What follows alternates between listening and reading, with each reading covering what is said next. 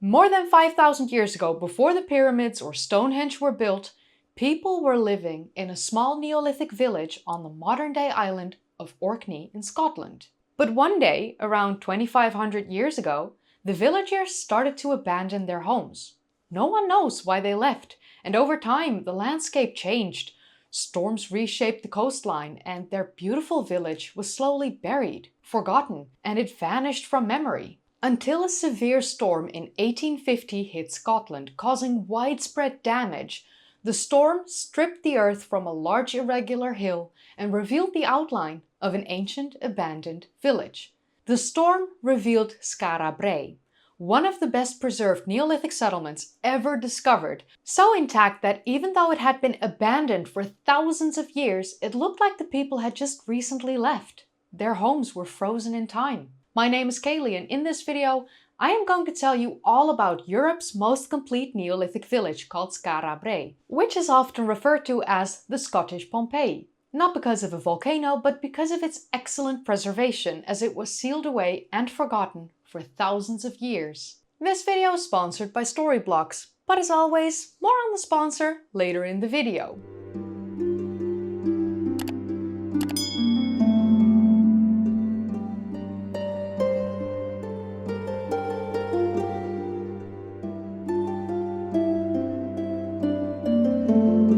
Skara Brae is located on the Bay of Scale on the west coast of mainland, the largest of the Orkney Islands in Scotland. Orkney is an archipelago in the Northern Isles of Scotland, comprised of about 70 islands, of which 20 are inhabited. The largest island, mainland, is often referred to as the mainland, and it's the 6th largest Scottish island. And these Orkney Islands have been inhabited for at least 8,500 years by the Mesolithic tribes, Neolithic settlers, the Picts, and the Scots in modern times. Skara Brae is actually one of 4 sites making up the heart of Neolithic Orkney and are listed as UNESCO World Heritage Sites.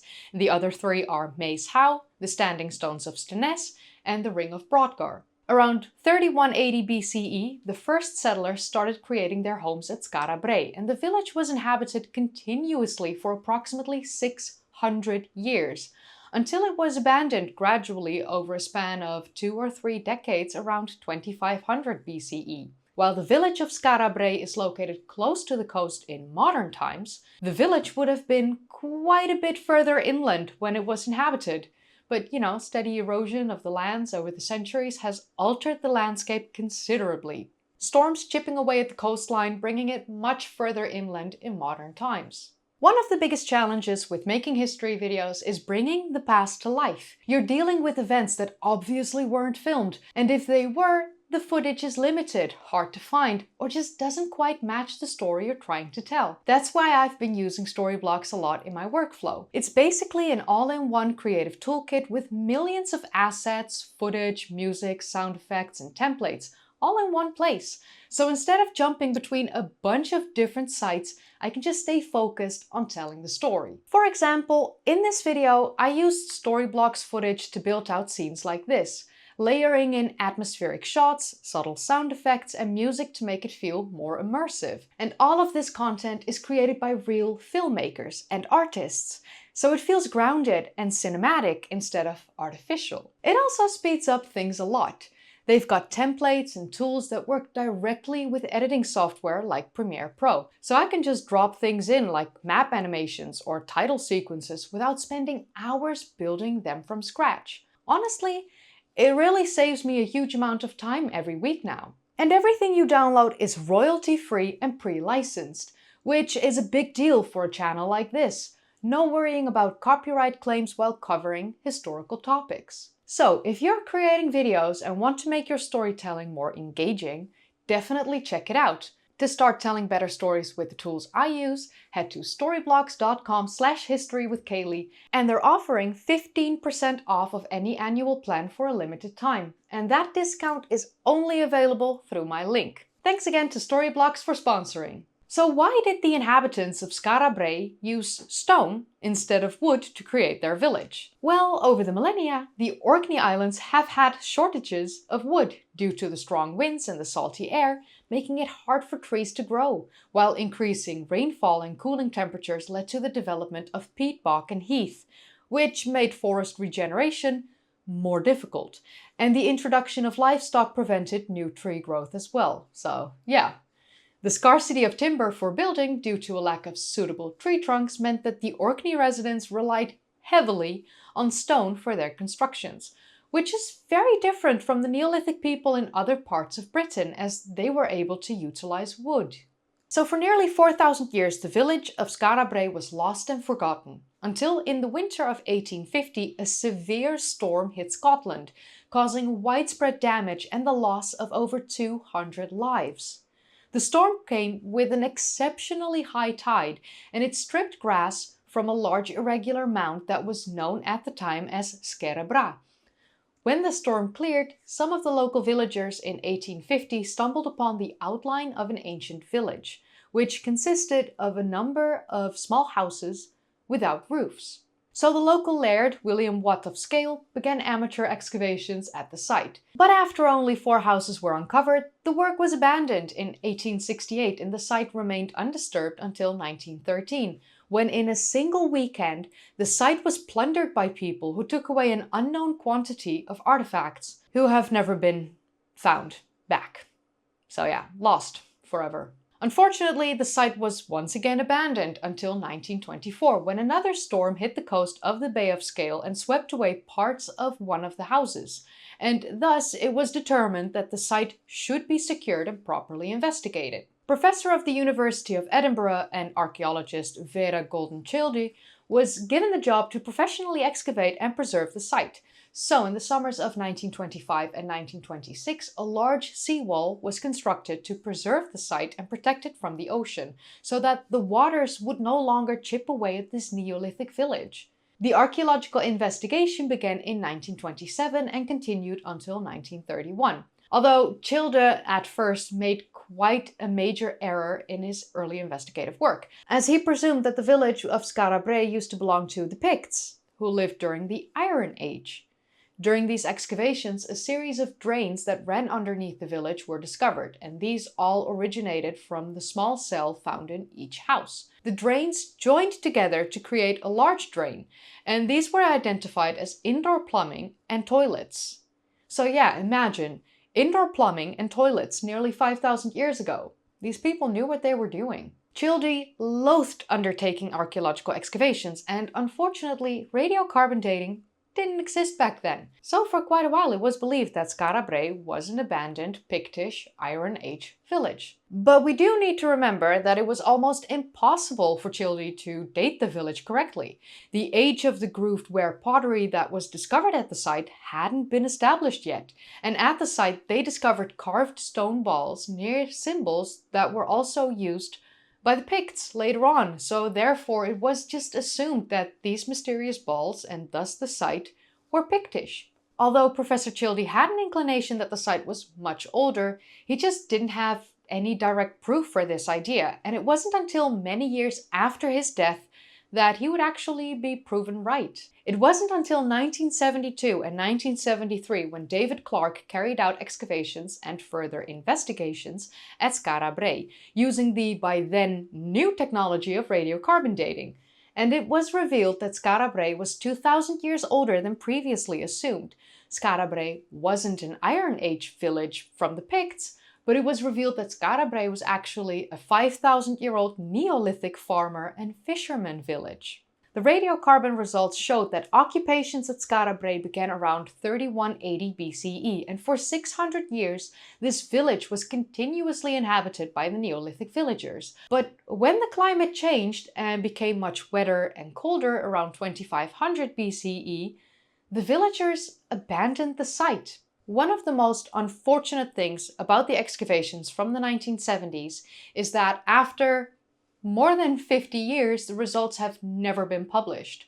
After all this time, we have no clue what the findings were.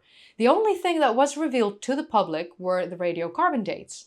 And so for the past 50 years, people have wondered what else was revealed during the 1970s excavations. But unfortunately, we can only wonder. And I'm not saying this to hype up archaeological wrongdoings, it's just that nothing has been shared with the public and it's been 50 years. I already know they didn't find like evidence of aliens or lost, extinct, advanced civilizations, nothing like that. It's just, why? Why wasn't it shared? Could have been shared, easily. Cue to the comments being weird about the fact that this wasn't shared, so this is just giving people a lot of ammunition if they want to attack stuff like this. So yeah, fun. But I digress. What do we know about this ancient village and its Neolithic inhabitants? Well, due to the discovery of grooved ware pottery at the site, we know that the villagers of Skara Brae were makers and users of grooved ware pottery, which originated from Orkney around the 3rd millennium BCE. The homes of the village were constructed into mounds known as middens. But you might wonder, what is a midden? A midden is an old dump for domestic waste, which may consist of animal bones, human excrement, botanical materials, shells, shirts, you name it. Like anything, you name it. But the villagers of Skara Brae were smart. By constructing their homes partially underground, they created natural earth shelters, which provided the houses with stability and acted as insulation against Orkney's harsh winter climate. Skara Brae had 2 main occupation phases, which have been discovered through those radiocarbon dates that were revealed in the 1970s. And the first occupation phase started around 3180 BCE, and there are remnants of 2 houses from this earlier phase. So these houses were circular, made up of 1 main room containing a central hearth with beds set into the walls at either side. Opposite of the main entrance was a shelved stone dresser, a piece of, Stone Age furniture that has come to represent Skara Brae in a way. The remains of these older structures remain visible as rough stone outlines, as you can see here. The second phase of occupation started around 2900 BCE, and there are 8 houses from this second phase, and these houses followed the same basic design, just on a larger scale, although the house shape changed slightly as they became more rectangular with rounded internal corners, and the beds were no longer built into the wall but protruded into the main living area. The houses of phase 2 measured around 40 square meters, with a large square room containing a stone hearth used for heating and cooking. The houses had stone furniture as well, such as beds, cupboards, and dressers. 7 of the 8 structures of phase 2 have similar furniture and structural outlines, with the beds and dressers in the exact same place in each home. A large bed on the right side of the doorway and a smaller bed on the left. Each house was accessed through a low doorway, which had a stone slab door that could be closed and secured by a bar that fitted into holes in the door jambs. Separated from these 7 houses is the building known as House 8. But now more often referred to as the marketplace. This building stood apart from the midden encased houses as it was not partially constructed underground, but constructed above ground with walls over 2 meters thick, and the structure is not rectangular shaped, but egg-shaped, with a porch at the entrance. It has no beds, and it was extensively decorated with carved patterns on the walls and had alcoves. So it is believed that this building most likely had a number of different roles, perhaps a workshop or a communal meeting house, deliberately separated from the rest of the houses. So one of the structures found at Skara Brae, known as House 7, was also different from the rest. It is thought that House 7 was one of the first built structures in the village, which most likely was remodeled over the years, and it is the best preserved structure on the site. One of the biggest differences is that House 7 is completely detached from the other structures. Access to the structure was gained through a dedicated side passage, which served House 7 only, and it is located on natural sand and not on top of previous structures like all the other houses here at Skara Brae. It is believed that House 7 is not merely a dwelling or, a home, if you will. And this idea is actually strengthened by the fact that the door to House 7 could only be bolted from the outside, meaning that whoever went into House 7 had no physical control over when they were able to get out. And because it was specifically designed to be sealed off from the outside, it has been suggested that House 7 was used to exclude people from the rest of the community. Excavations inside revealed the bodies of 2 women in a stone-built grave under the right-hand bed. The inhumations in a stone kist decorated with carvings were made prior to the structure being built. This has led to the suggestion that these bodies were involved in some kind of, foundation ritual, perhaps hinting that the structure had a special significance. As you can imagine, there are multiple theories surrounding the purpose of House 7. Was it used in rituals surrounding death? Was it a birth house, separating the theoretical rituals surrounding childbirth from everyday life? Was it a structure used for initiation rituals like marriage or coming of age? Or was it simply, a temporary jail? There is no clear indication, so honestly, your guess is as good as mine. The layout of Skara Brae, the village, was undoubtedly functional. Elements of the village's architecture may have been symbolically significant. The passages linked the houses of Skara Brae in a way that it was possible to travel from one house to another without having to step outside, and in the midst of the very cold and windy Orkney winters, that's really not a bad thing. These passages were just over 1 meter high, roofed with stone slabs and then covered with earth, and the low height of the passages helped minimize drafts.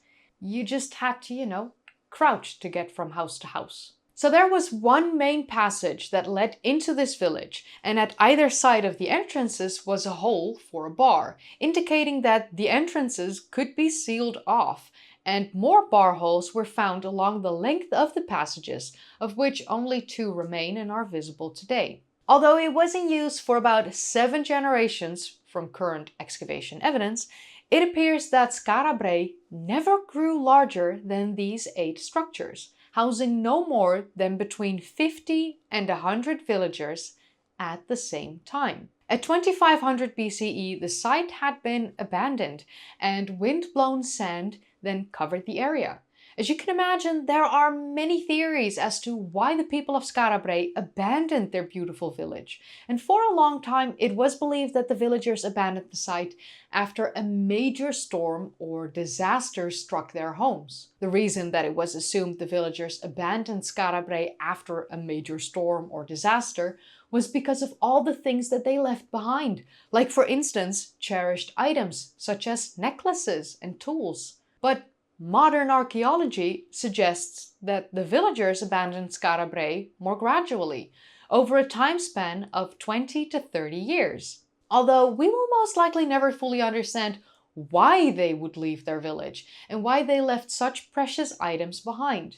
The reason as to why Skara Brae often gets compared to Pompeii is because this site is so incredibly well preserved, although there are no signs of a major disaster like we see at Pompeii, which was abandoned after Mount Vesuvius erupted in 79 CE and subsequently covered the entire town of Pompeii and Herculaneum by ash. Skara Brae was covered by earth and sand, but that's most likely because it is situated in a bay with many sand dunes nearby, and the sand covered the abandoned settlement after the villagers had left, burying their homes and their memories, and preserving everything like a time capsule for almost 4,000 years.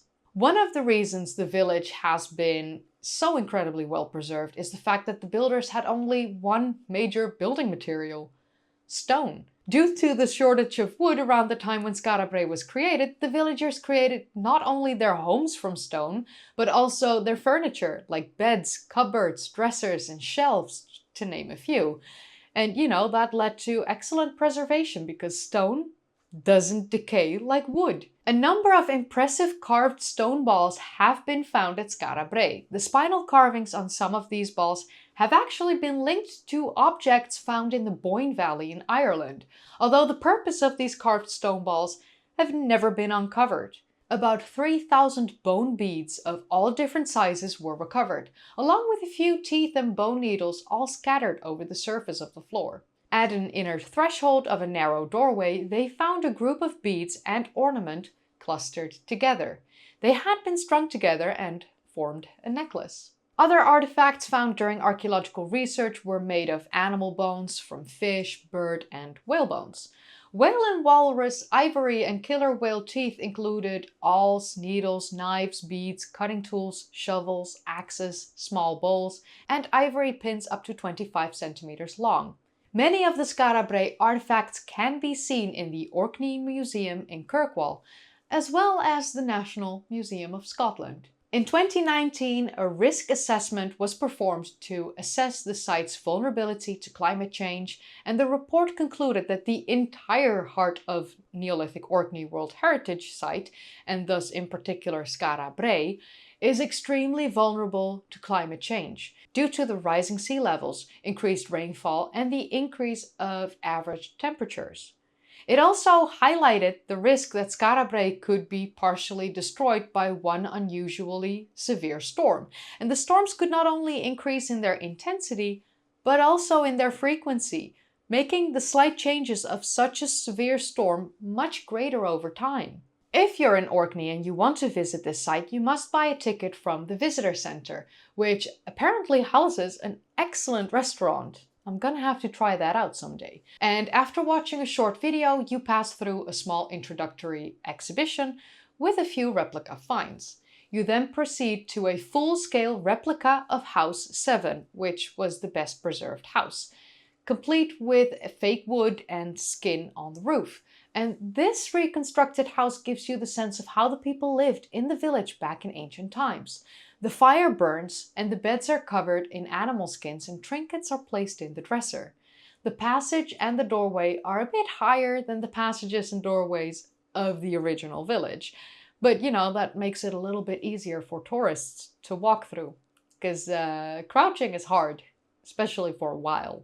So if you travel to Scotland and you are able to go to the Orkney Islands, definitely make sure to visit Skara Brae and be mesmerized by the way the ancient inhabitants lived. But if you do visit any of these ancient sites or any of the ancient sites I mentioned on my channel, please make sure that you're careful. Show respect to the monuments and structures. Do not step on things. Do not go over the ropes. Nothing like that. Please show some respect. But yeah, that leaves me with a couple questions. What do you think of the Scottish Pompeii, the Neolithic village of Skara Brae? Do you think that you would have been able to live in it during its prime, or do you prefer a more sunny lifestyle compared to life mostly below ground? I'm curious, so let me know in the comments down below. And if you enjoyed watching, then don't forget to give this video a thumbs up, subscribe if you'd like to see more of these kind of videos, and click that bell icon if you want to be notified whenever I upload. If you haven't seen my previous videos yet, then click the card in the upper right corner, or click one of the links in the description down below, or click a video in the end card. I got new merch, so check it out, buy something. You can still join me in Turkey, and I highly recommend that you do. And I would like to say a massive thank you to my patrons and my channel members. Thank you so much for supporting me and being here with me and believing in me, truly. And yeah, with that said, I think that's it. That's the video. So I'll see you in the next one. Okay, bye.